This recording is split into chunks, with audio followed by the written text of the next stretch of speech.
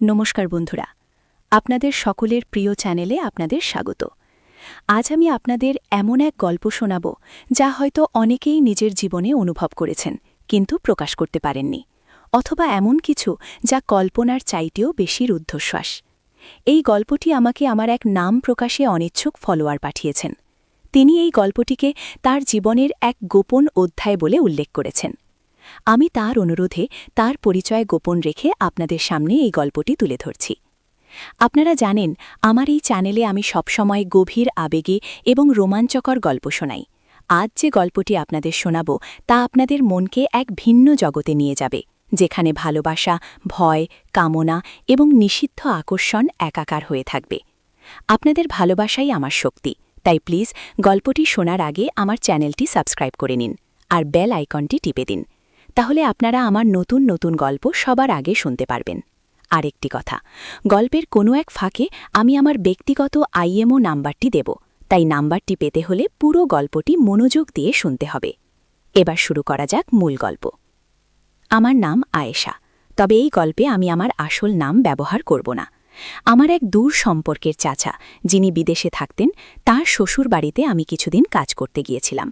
চাচা তার স্ত্রীর অসুখের কারণে আমাকে সেখানে পাঠিয়েছিলেন, যাতে বাড়ির কাজে একটু সাহায্য হয় এবং তার শাশুড়িও একা না থাকেন। তার শ্বশুর বাড়িটা ছিল শহর থেকে একটু দূরে, এক বিশাল বাগান আর পুরনো দিনের স্থাপত্যের এক নিভৃত পল্লীতে। সেখানে আমার কাজ ছিল মূলত বাড়ির দেখাশোনা করা, রান্নায় সাহায্য করা এবং শাশুড়ি মায়ের দেখভাল করা। পরিবারের মধ্যে ছিলেন চাচাতো বোন, তার স্বামী মানে চাচার সম্বন্ধী, এবং তার একাকী বৃদ্ধা শাশুড়ি। আর ছিলেন বাড়ির নিরাপত্তারক্ষী, যার কথা বলতে আমি আজ এসেছি। তার নাম ছিল রবি। রবি একজন সাধারণ গ্রাম্য যুবক, বয়স আমার প্রায় কাছাকাছিই হবে, হয়তো একটু বেশি। তার পেশিবহুল শরীর, তেজদীপ্ত চোখ আর ঋজু ভঙ্গি দেখলে মনে হতো তিনি যেন এই শান্ত নিভৃত পল্লীর এক রুক্ষ অথচ শক্তিশালী উপস্থিতি। আমার যখন সেখানে যাওয়া হলো, তখন তিনি নতুন কাজে যোগ দিয়েছিলেন। প্রথম যেদিন তার সাথে আমার চোখাচোখি হলো, আমি একটা অস্বস্তি বোধ করেছিলাম। কেমন যেন এক অচেনা দৃষ্টিতে তিনি আমাকে দেখছিলেন। তা স্বাভাবিক ছিল না। আমি একজন কাজের মেয়ে, তিনি একজন নিরাপত্তারক্ষী। আমাদের সামাজিক অবস্থান, পেশা সবটাই ভিন্ন। তবুও তার দৃষ্টিতে এমন কিছু ছিল যা আমাকে ভাবিয়ে তুলেছিল। প্রথম কয়েকদিন আমি তার দৃষ্টিকে উপেক্ষা করার চেষ্টা করেছিলাম। ভেবেছিলাম নতুন পরিবেশে হয়তো তিনি আমাকে চিনতে পারছেন না, তাই একটু খুঁটিয়ে দেখছেন। কিন্তু দিন যত গড়াতে লাগল, তার দৃষ্টির সেই গভীরতা এবং সেই অচেনা আকর্ষণ আমার কাছে স্পষ্ট হতে শুরু করল।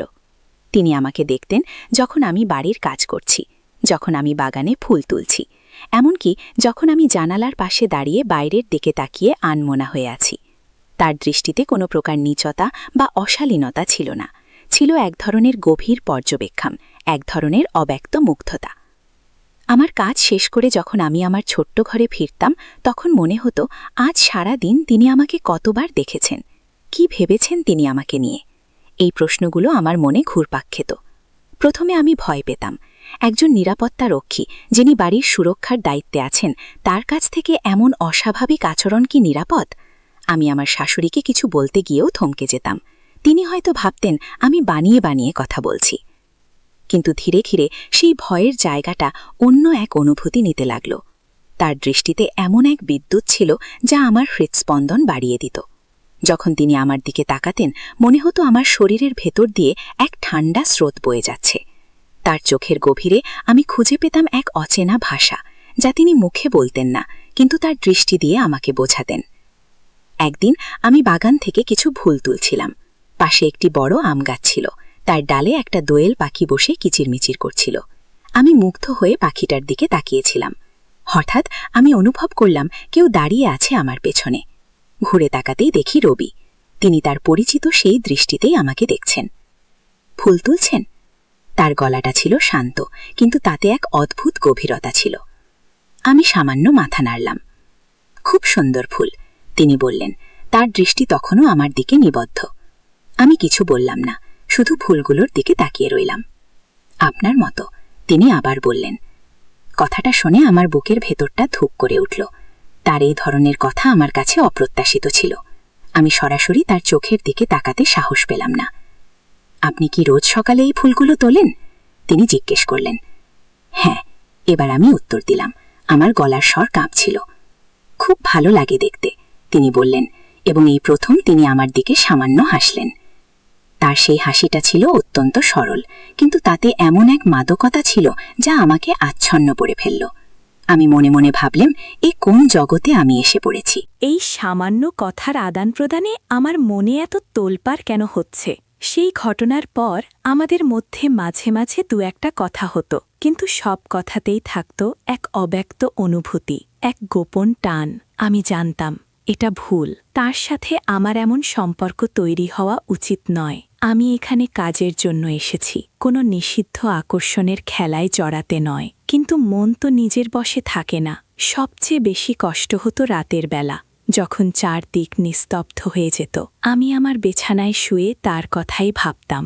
মনে পড়ত তার সেই গভীর দৃষ্টি, তার সেই সরল হাসি। আমার মনে হতো, তিনি কি আমার কথা ভাবেন? তিনি কি আমার মতোই এমন টানে বাধা পড়েছেন? একদিন রাতে, প্রায় মাঝরাত, আমি ঘুমোতে পারছিলাম না। হঠাৎ জানালার বাইরে একটা শব্দ হলো। আমি চমকে উঠলাম। প্রথমে ভেবেছিলাম হয়তো কোনো পশু পাখি, কিন্তু শব্দটা আবার হলো। মনে হলো কেউ যেন খুব সাবধানে কিছু করার চেষ্টা করছে। আমার বুক ধুকপুক করতে লাগলো। আমি বিছানা থেকে নেমে জানালার কাছে গেলাম, কিন্তু বাইরেটা ছিল একদম অন্ধকার। শুধু চাঁদের আবছা আলোয় কিছু দেখা যাচ্ছিল। হঠাৎ আমি দেখতে পেলাম বাড়ির পেছনের দিকে, যেখানে আমার ঘর, সেই জানালার নিচে কেউ দাঁড়িয়ে আছে। অন্ধকারে তার অবয়ব স্পষ্ট বোঝা যাচ্ছিল না, কিন্তু আমার মন বলে উঠল, এর রবি। আমার সমস্ত শরীর হিম হয়ে গেল। কেন তিনি এখানে? কি চাই তার? আমি আস্তে আস্তে জানালার পর্দাটা একটু সরালাম। চাঁদের আলোয় তার মুখটা স্পষ্ট দেখতে পেলাম। তিনি আমার জানালার দিকেই তাকিয়েছিলেন।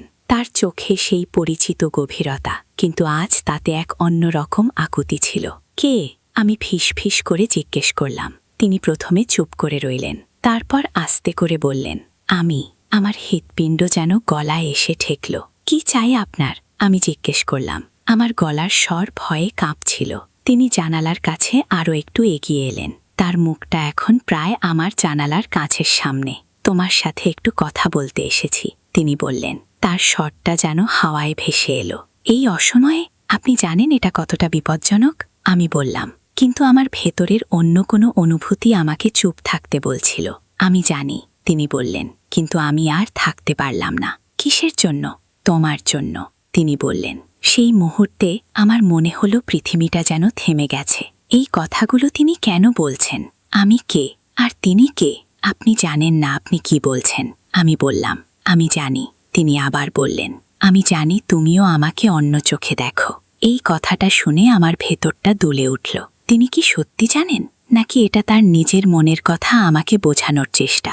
না, তা নয়, আমি জোর দিয়ে বললাম, যদিও আমার নিজের মনই আমার এই কথাই সায় দিচ্ছিল না। তবে কেন তোমার হৃৎস্পন্দন এত বেড়ে যায় যখন আমি তোমার দিকে তাকাই? কেন তুমি আমার দিকে তাকালে অন্যদিকে মুখ ফিরিয়ে নাও?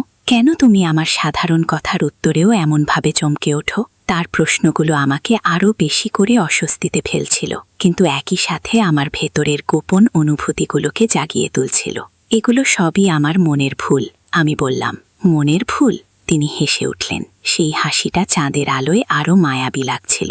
তবে আজ রাতে তোমার মনের ভুলকে আমার চোখের সামনে প্রমাণ করো। এই বলে তিনি খুব সাবধানে তার হাতটা জানালার কাছের উপর রাখলেন। তার হাতের আঙুলগুলো যেন চাঁদের আলোয় জ্বলছিল। আজ রাতে তোমার ভয়কে জয় করো, আয়েশা, তিনি বললেন, আমার নাম ধরে। আমার নাম? তিনি কি আমার নাম জানেন? আপনি আমার নাম জানেন? আমি অবাক হয়ে জিজ্ঞেস করলাম। জানি, তিনি বললেন। তোমার সবটাই আমি জানি। এই বলে তিনি তার হাতের আঙুলগুলো দিয়ে জানালার কাচের উপর আলতো করে টোকা দিলেন। সেই টোকার শব্দ আমার মনে এক গভীর অনুরণন সৃষ্টি করল। তোমার মনে কি আমার জন্য একটুও জায়গা নেই? তিনি জিজ্ঞেস করলেন। তার স্বরটা এবার একটু করুণ শোনালো। কেন সম্ভব নয়? তিনি প্রশ্ন করলেন। আমরা দুজনেই তো মানুষ, আমাদের মনেও তো অনুভূতি জাগতে পারে, কিন্তু আমাদের অবস্থান? তিনি হেসে ফেললেন। ভালোবাসার কি কোনো অবস্থান আছে আয়েশা? এই কথাগুলো যেন আমার হৃদয়ে গিয়ে বিঁধল। তার কথাগুলো একদম সত্যি। তুমি কি আমাকে একটুও বিশ্বাস করো? তিনি আবার জিজ্ঞেস করলেন। আমি কি করব বুঝতে পারছিলাম না। একদিকে ছিল ভয়, অন্যদিকে ছিল এক তীব্র আকর্ষণ। তুমি আমাকে বিশ্বাস করলে এই জানালাটা একটু খুলে দেবে, তিনি বললেন। শুধু একটুখানি। তারপর আমি তোমার চোখের দিকে তাকিয়ে আমার মনের কথা বলবো, আর তুমি তোমার মনের কথা বলবে। আমার হৃৎপিণ্ড তখন পাগলের মতো লাফাচ্ছে। আমি জানালার ল্যাচটা দেখছিলাম। সামান্য একটা ধাক্কা দিলেই এটা খুলে যাবে। যদি কেউ দেখে ফেলে? আমি ফিস করে বললাম, কেউ দেখবে না। তিনি আশ্বস্ত করলেন, আমি সব দিকে খেয়াল রেখেছি। আমি দ্বিধায় ভুগছিলাম, এটা কি ঠিক হচ্ছে? আমি কি ভুল করছি? কিন্তু তার চোখের দিকে তাকালে আমার মনে হতো এই মুহূর্তটার জন্যই আমি এতদিন অপেক্ষা করছিলাম। যদি আমি খুলে দিই? তার মুখে একটা অদ্ভুত হাসি ফুটে উঠল। তবে তুমি আমাকে বিশ্বাস করলে, তিনি বললেন। এবং তখন আমাদের এই নিষিদ্ধ আকর্ষণ নতুন একদিকে মর নেবে। এই বলে তিনি তার হাতটা জানালার কিনারায় রাখলেন, যেন আমি জানালাটা খুললেই তিনি ভেতরে প্রবেশ করবেন। আর ঠিক সেই মুহূর্তে হঠাৎ বাড়ির অন্যদিক থেকে একটা তীব্র আলোর ঝলকানি দেখা গেল। ওটা কি? আমি চমকে উঠলাম। রবিও চমকে উঠলেন। তার মুখটা ফ্যাকাশে হয়ে গেল। মনে হচ্ছে কেউ আসছে, তিনি চাপা গলায় বললেন। কিন্তু কে আসতে পারে এই অসময়ে? আমি জানি না, রবি বললেন। তার চোখে তখন এক অজানা ভয়। কিন্তু আমাদের এখন এখান থেকে সরে যেতে হবে, এই বলে তিনি দ্রুত জানালার কাছ থেকে সরে গেলেন। কিন্তু পরে কথা হবে, তিনি ফিসফিস করে বললেন, এবং দ্রুত অন্ধকারে মিলিয়ে গেলেন। আমি জানালার কাছে দাঁড়িয়ে রইলাম। আমার হাতে তখনও জানালার ল্যাচটা ধরা। আমার হৃৎস্পন্দন তখনও স্বাভাবিক হয়নি। বাইরে সেই আলোর ঝলকানি আরও তীব্র হল। মনে হল কেউ যেন বাড়ির ভেতরে প্রবেশ করছে। আমি কি করব?